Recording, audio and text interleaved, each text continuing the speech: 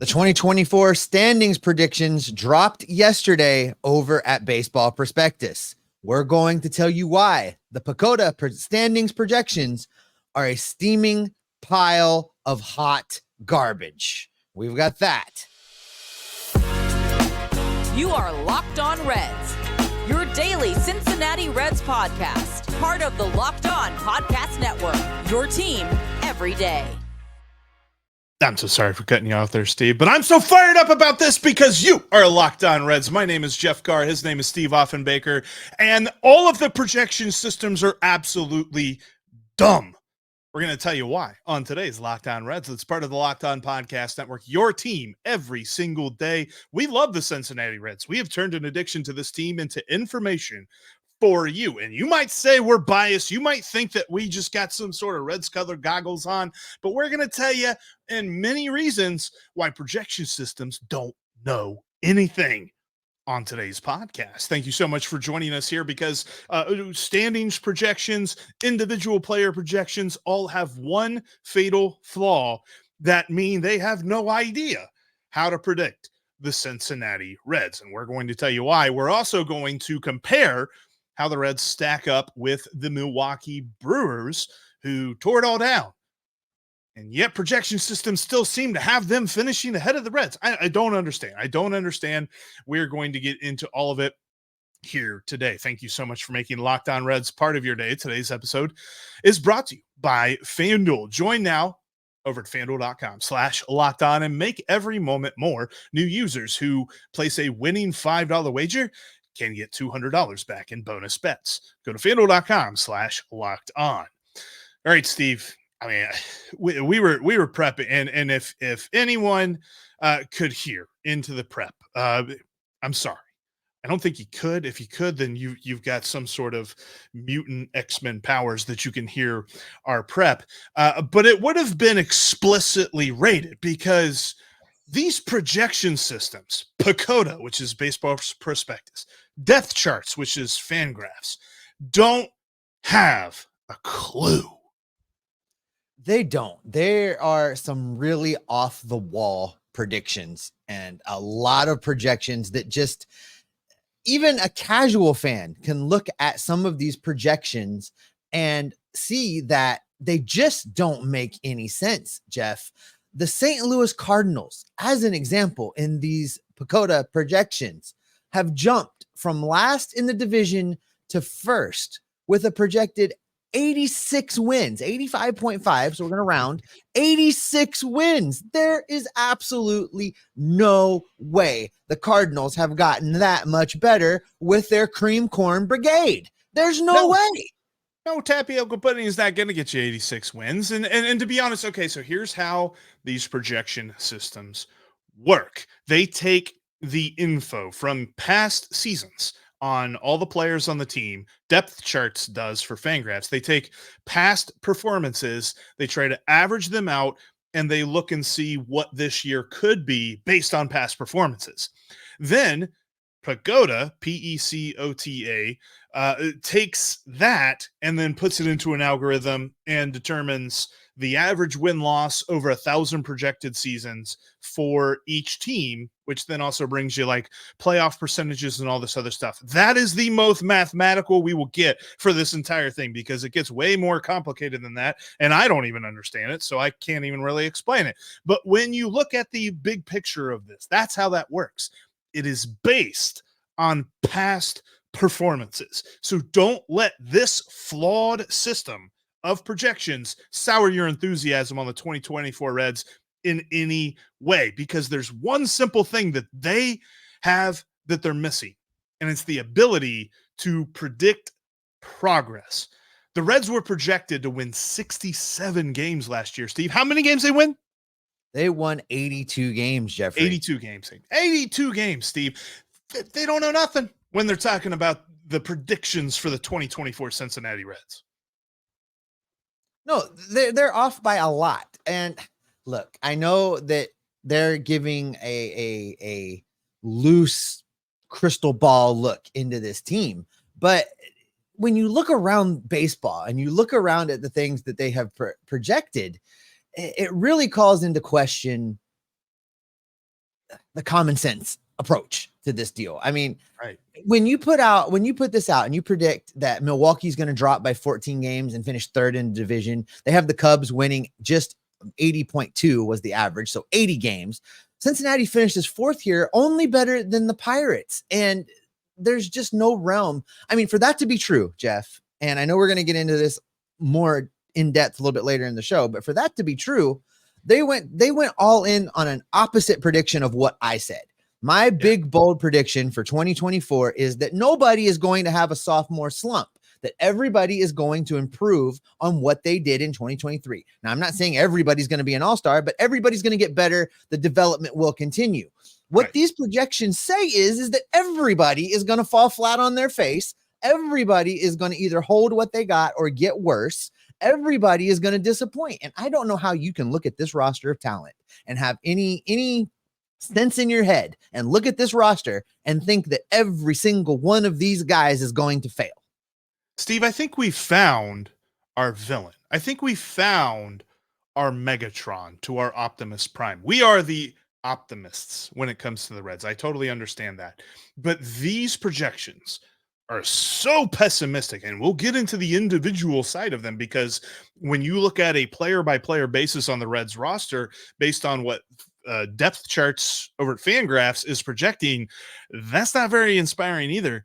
This is the antithesis of everything that we are, because we do talk about the 1 percentile, outcome a lot more than we talk about the 1 percentile out, the bottom 1%. We talk about the top one more than we talk about the bottom one. But even if you average out where the Reds could be their best and where the Reds could be their worst, it's still far better than what these projection systems are saying. And I really think that it's important to note, because as we talk about how excited we are, and as we continually tell you to take the over on the Reds win total, these guys are saying to take the opposite because of what they simply have done. They look at the Cardinals, who are full of the retirement home of baseball players and all of the data that those guys have provided. And they look at the Brewers, who have plenty of veterans still on their team that have provided plenty of data. They have the Cubs and all this other stuff. The point is, they go back on on past performances, and they base their projections off of past performances. Since the Reds, at most, have a guy who's played like 3 or 4 years, they just don't have enough information to make an accurate prediction. So don't look at these projections that are constantly telling you to take the under and think that that's what you should do with this team, because this team is far better than the computers say. Let's stick to this thought process for just a second. Did you already throw down an over-under based on what FanDuel already did it? 2024. What was the over-under on FanDuel? Over-under on FanDuel is 82.5. 82.5. So PECOTA, PECOTA. Make sure everybody's got that right. Yeah, we keep saying PECOTA. They're giving you a 77.5 over-under. Basically, they're projecting a 78 win season. So the question you have to ask yourself, Jeff, if FanDuel gave you right now 77.5 as the over-under, you'd take the over and put a lot of money on it, right? I mean, I know I would. Yeah, let's say that. How much money would you put on it? I would easily throw. I mean, I put 100 on them last year at whatever they were at, 62.5. And that was coming off of that awful 2022. So was it 62.5? Something like that. I think it was a 67.5, which is interesting because PECOTA would still have told you to take the under then as well. So yeah, if you gave me 77.5, I would, I'd probably, gosh, I don't know. And I don't make big bets, but I would make a big bet on this. I'd probably put $100, $200 on that. And my point for bringing that up, Jeff, is that these odds makers at FanDuel, at the Las Vegas, casinos, all of these odds makers are scary accurate most of the time. And they're even more optimistic about what the Reds are going to do in 2024 than these guys that are supposed to be baseball experts. I don't understand it.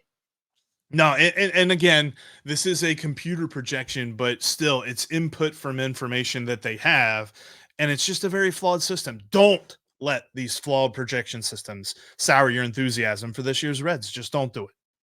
All right, Jeff, the player projection system is wrong also. We're going to get into that and tell everybody why we need to take a deep breath and ignore these guys. And we've got that coming up here in just a second.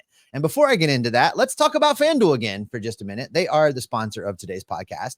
Happy Super Bowl week, everyone. Bengals are not there. I wish they were. Next year, baby, next year. But if you celebrate the Super Bowl and you want to get in on the action, FanDuel, America's #1 sportsbook, is the place for you. If you're like me, Super Bowl Sunday is going to come around and you're going to be looking to score the best seat on the couch. You're going to grab all your favorite snacks and you're going to be placing some super bets. New customers joining FanDuel today will get $200 in bonus bets back if their first bet of $5 or more wins. If you've been thinking about joining FanDuel, there's no better time to get in on the action than right now. FanDuel will also let you take some Reds bets. We were just talking about that. The current over-under is set at 82.5. It hasn't moved. Get in on it. Take the over. Trust us. Get over there before opening day. That line is going to move the closer we get. Visit FanDuel.com/locked-on and start turning your sports knowledge into cash. FanDuel is an official partner of the National Football League and the official sportsbook of Locked On. Speaking of Locked On has launched the first ever national sports 24/7 streaming channel on YouTube. Locked On Sports Today is here for you 24/7, covering the top sports stories of the day with local experts like Jeff and I from the Locked On Network, plus our national shows that cover each and every league. Go to Locked On Sports Today on YouTube and subscribe to the first ever national sports 24/7 streaming channel.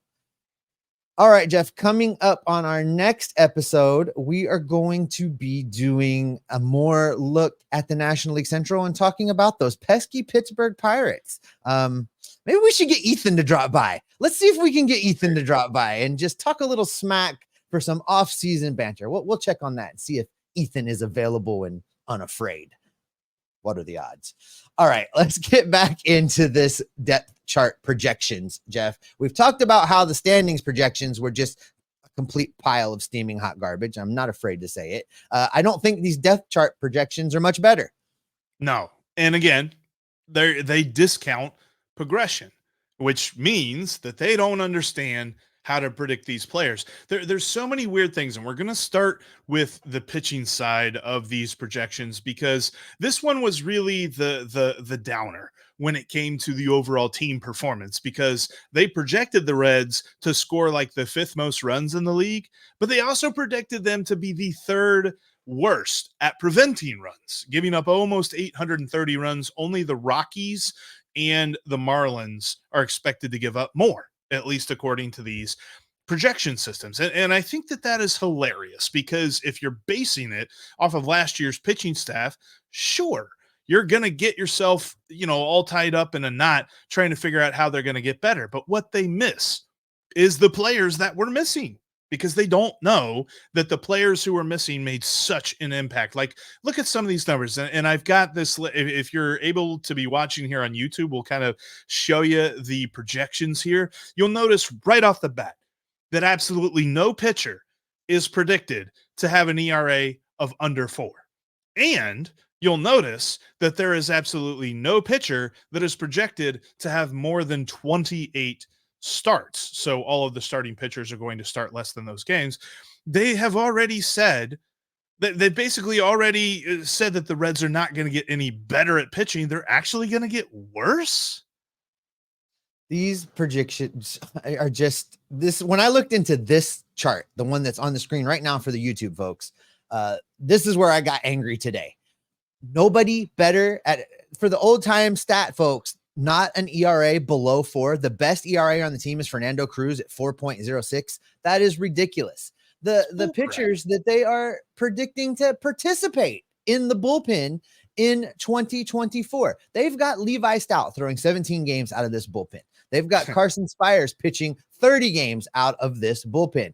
Tony Santillan with 25 games. Brandon Williamson pitching 16 games out of this bullpen. Christian Roa with 14. Casey Legumina with 32. Lyon Richardson with 10 bullpen appearances. I don't know where those are coming from. The list goes on and on and on, including putting Connor Phillips and Nick Lodolo part-time in this Reds bullpen. If even a percentage of that comes true in 2024, it will mean every single thing has gone wrong. Everybody is hurt. Everybody has vanished. Nobody is available. A total disaster of a season. I I don't understand how a reasonable person looks at this and hits publish on a national website and thinks that, yeah, we nailed it. We got it. Somebody should have been looking over their shoulder and be like, wait a minute, crunch those numbers again, because this looks weird. And I don't fathom how they're figuring this out, because let's look at some of these stats that they're projecting. If you look closely, and if you were to compare, because I did, because again, I love the Reds and I'm addicted to them and I'm kind of crazy, but I compared last year's strikeout per 9 innings ratio and to this projection, and I compared last year's walks per 9 ratio to this projection. They're basically the same. They're not saying that any pitcher, let alone Hunter Greene, let alone Nick Lodolo, let alone Graham Ashcraft, no one on this team is going to get better at striking everyone out. No one is going to get better at limiting walks. They think that they're going to be the same. And I find that to be hilarious, because again, they're discounting progression. They're looking at the 2 years in most cases. I mean, Hunter Greene, Nick Lodolo, Graham Ashcraft at least have 2 years worth of information to give to this projection system. The rookies, they only had 1 year to give. I mean, they had Andrew Abbott with a 4.4 ERA. Steve, even with his last month of the season that was kind of rough, he still finished with an under 4 ERA. I don't know where they're getting all of this.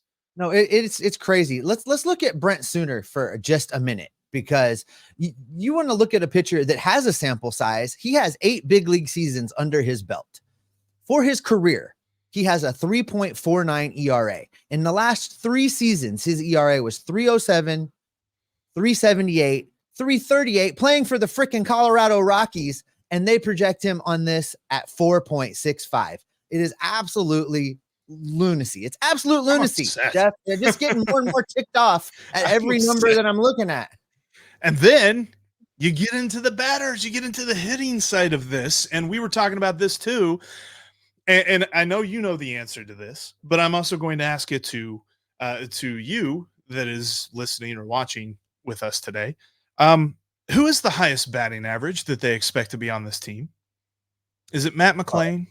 Is it TJ Friedl? Is it Elly?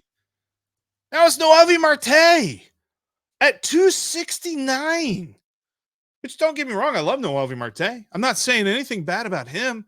I'm saying that this is hilarious that they think that there are no Reds that will hit 270 or above. There are no Reds that will play every game this season. In fact, there's no Reds that are going to play more than 138 games.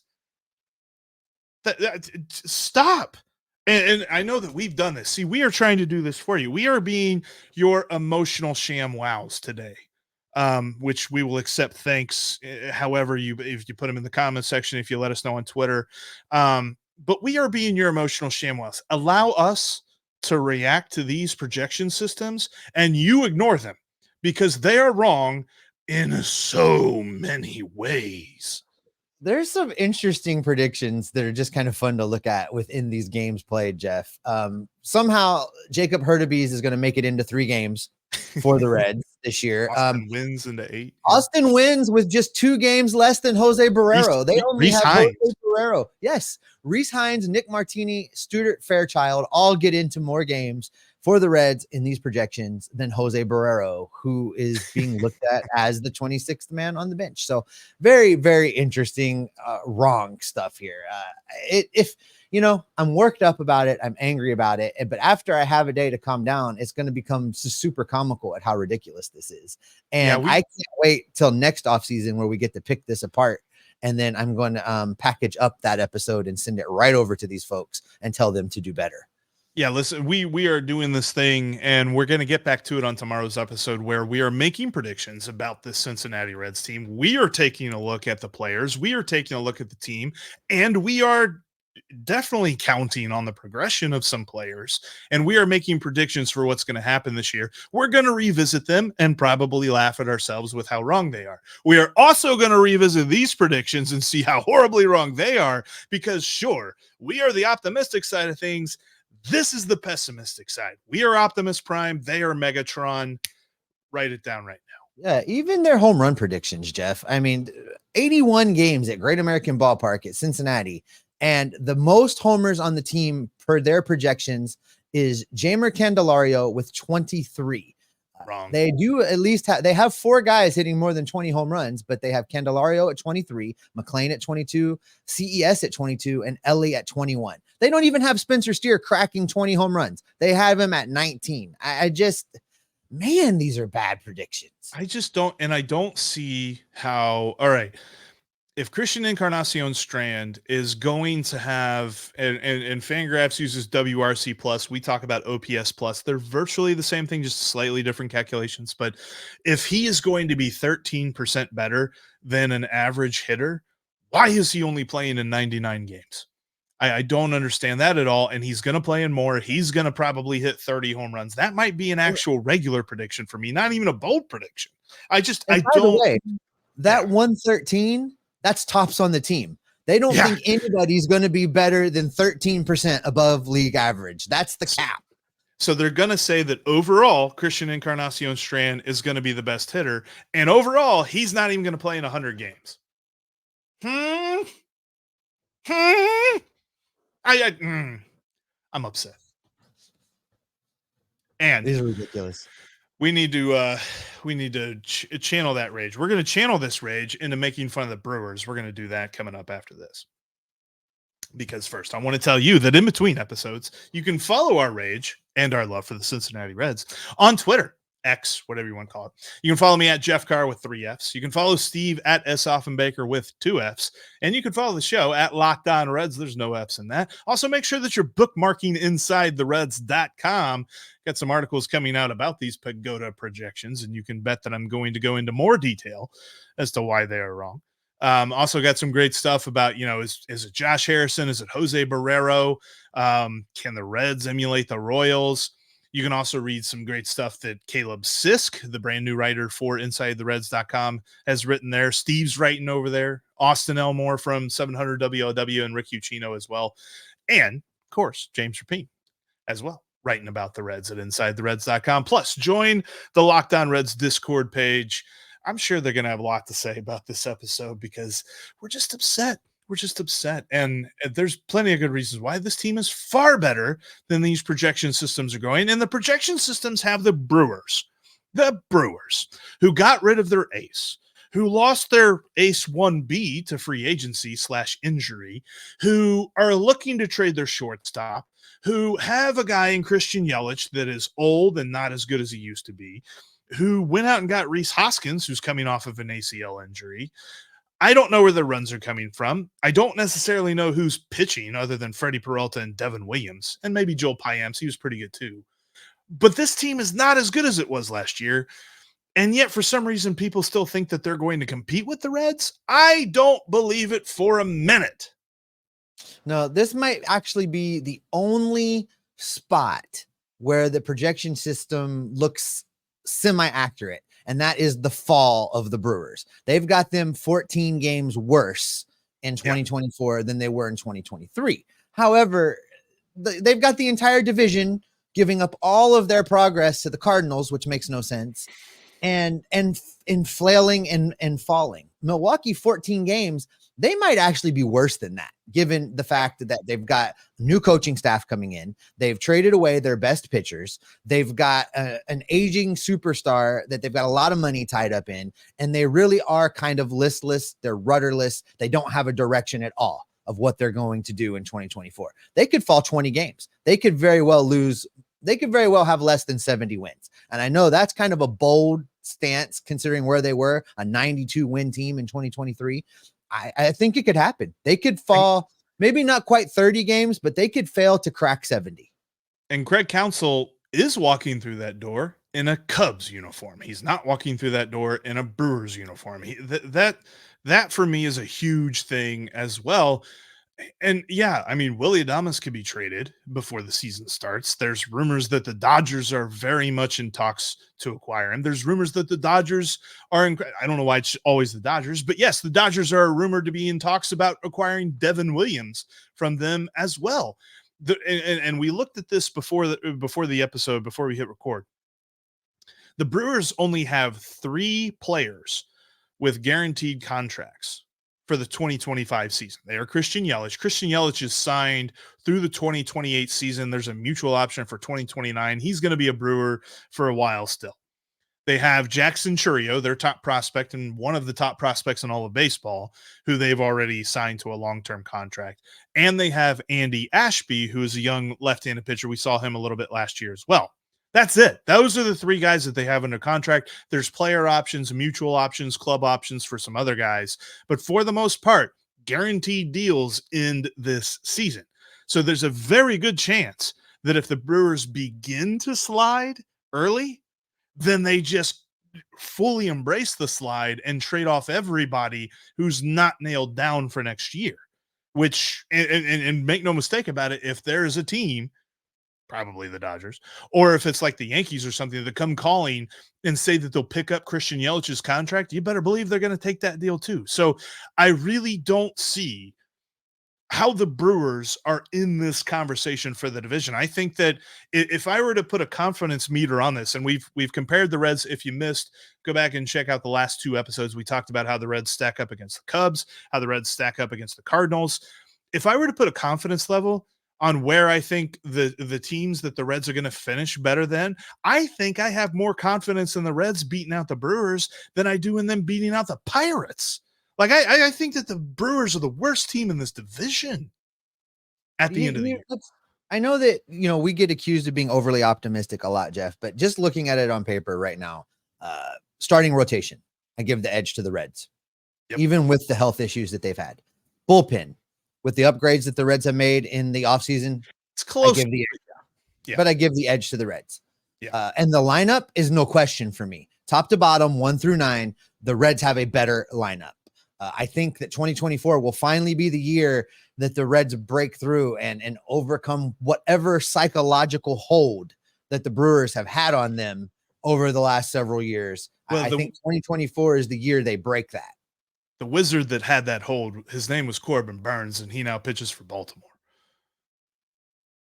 Yeah, and with Burns out of the equation, with honestly, with Craig Counsell out of the equation in Milwaukee. There's something to be said for Counsell's ability to having had the right players loaded and locked in the right situations against the Red when he absolutely needed them. They're going to miss that. So I'm not worried about Milwaukee at all. I know that sounds really cocky. That sounds really arrogant, but I'll say it again. I said this yesterday when we talked about the Cubs. The Cubs are going to give the Reds their stiffest challenge in the division just because we're not exactly sure who they are. And we're not exactly sure if they're done upgrading or what they're doing or if their rookies are going to pan out or what's going to happen.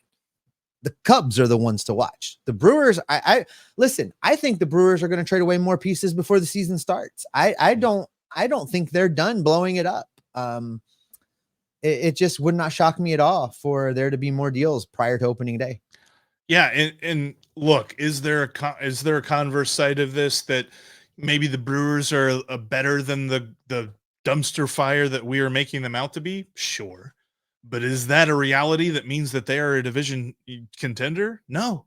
I think this is a team whose best case scenario is that they're flirting with 500 at the end of the year.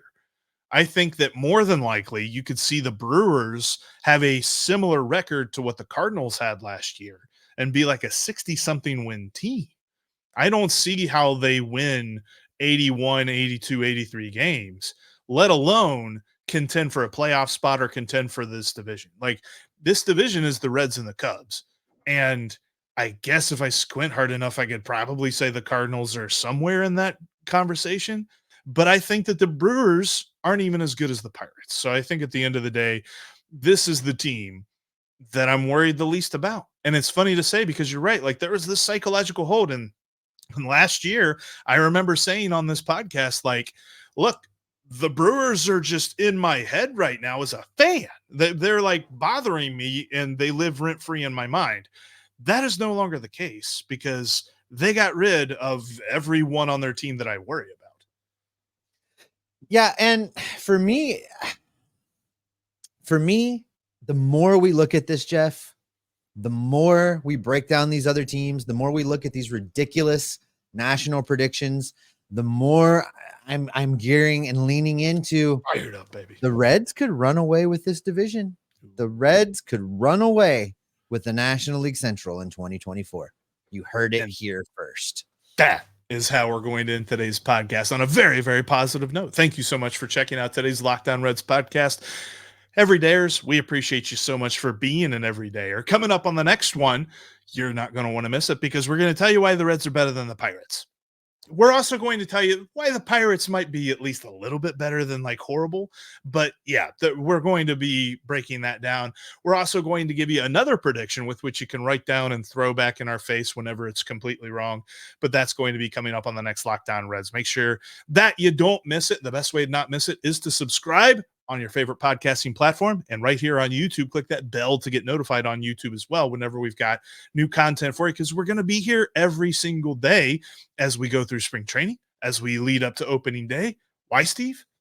Because we are going to continue to torpedo these national talking heads and these national sites that haven't a clue about the Cincinnati Reds. We're going to keep gathering up the rumors. We're going to keep gathering up the information. We're going to bring it all right back here to keep you informed and Locked On Reds every single day. I haven't gotten mad about the Reds in a while. I think I'm mad for the Reds, though. I think that's what it is. Heated.